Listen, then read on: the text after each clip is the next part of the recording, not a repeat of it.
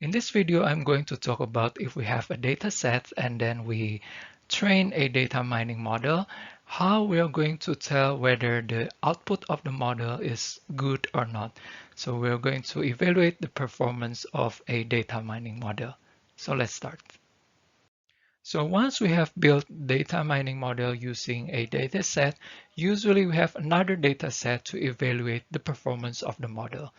Okay, so for example, here we have a classification model, and the purpose of this model is to classify whether a fish is a dolphin, so it is labeled as positive, or it is not a dolphin. Okay, so in data set for evaluation, we have 100 fish, and then if you look at the row, you can see that 50 of them is labeled actually dolphin. Okay, so 50 of them actually dolphin and 50 of them is actually not a dolphin. So the total, they sum up to 100. Okay, so those 50-50 are the actual label of the fish. Now, if you look at the column, these are the prediction made by our model.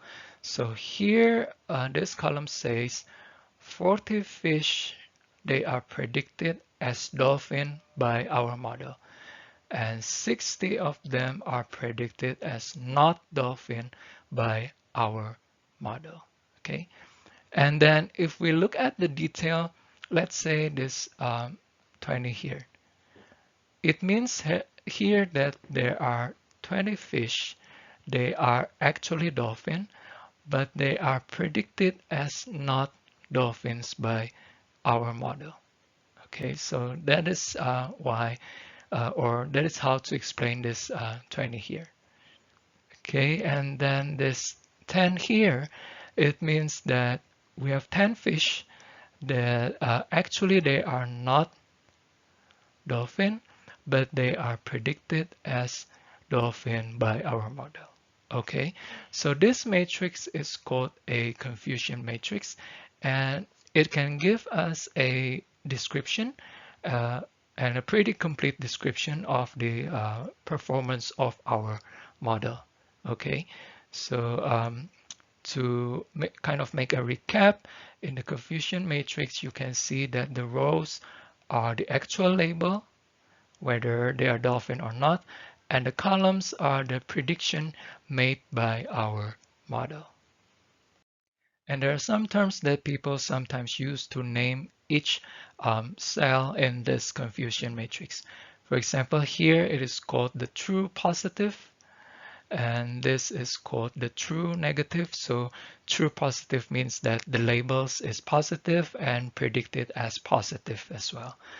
And this here we have false positive, and here we have false negative. Okay, I don't think you need to memorize these terms, but you know that these terms exist. So if you read them somewhere, you know that they're related to this numbers in the confusion matrix. So we have seen that confusion matrix may provide kind of a complete description about the performance of a prediction model.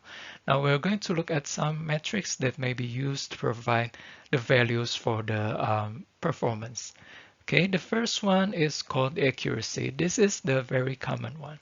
So accuracy means that we take the sum of the true positive, true negative, divided by the total data that we have. So here the accuracy of this model on the test data set is 70%, 70 over 100.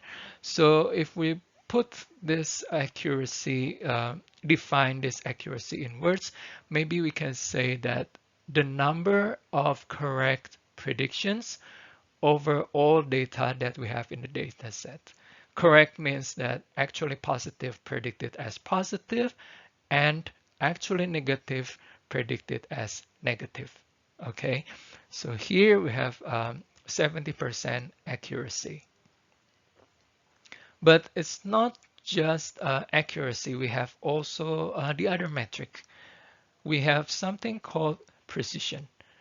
Precision means that from all data that is predicted as positive by our model, how many of them are actually positive? Okay, so precision means that from all data that is predicted positive by our model, which is 40, 30 of them are actually positive. So in this case, the precision is 75%.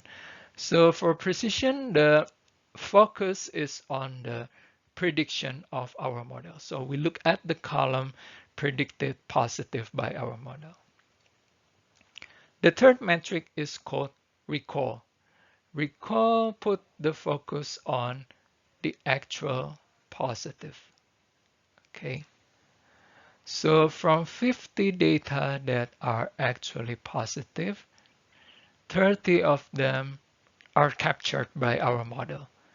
So recall here is 60%. Okay, so again, from 50 that are actually positive, our model successfully captured 30 of them and failed to capture 20 of them. Okay, so here I introduced three metrics: accuracy, precision, and recall.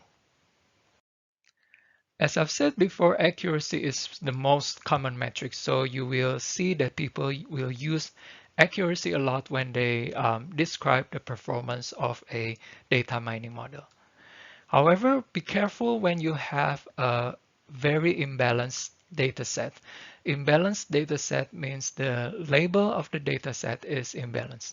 If we look at this confusion matrix, you have 101 data labeled as positive and 899 data labeled as negative. You see that it is very imbalanced, okay? And then if we have this kind of imbalanced data set, and for example, this is the performance of your model, you can see that the accuracy is good. It looks good, right? 900, which comes from 1 plus 899 divided by the total data is 1000. You will see that the accuracy is 90%, which looks good, right? But this can be misleading because if you look deeper into the confusion matrix, you can see that it does not seem very good. Why? Because if you look at this row, you can see that actually there are 101 data that is actually positive, but our model can only capture one out of 101. So, or in other words, you can also say that this prediction model that you built is just saying that almost everything is just negative. Um, it gives the prediction as negative for almost everything, right? And then here, it is bad because then you do not capture any positives from the data set, okay? The model just say anything that is thrown into the model, it will predict it as negative. It is not a very good model, right? Okay, so here you can see that be careful when you just use the accuracy. If the accuracy is high, and then I would always say that it's better for you to draw the confusion matrix so you have a more complete description of how your model performs, okay? So finally, people also sometimes use another score that is called the F1 score, which combine the precision and the recall. This metric hopefully can give a better value for evaluating the performance of the model. So it combines the precision and the recall. Okay, so in this video, you learned that we have at least 4 metrics to evaluate the performance of a model. They are called accuracy, precision, recall, and F1 score. And then to describe the performance of a model kind of more completely, we can use the confusion matrix. Okay, so that's all for this video, and see you in the next one, where I'm going to talk about how we're going to divide the data set into the data that we use to train the model, to test the model, and there's also something called as cross-validation. So see you in the next video. Thank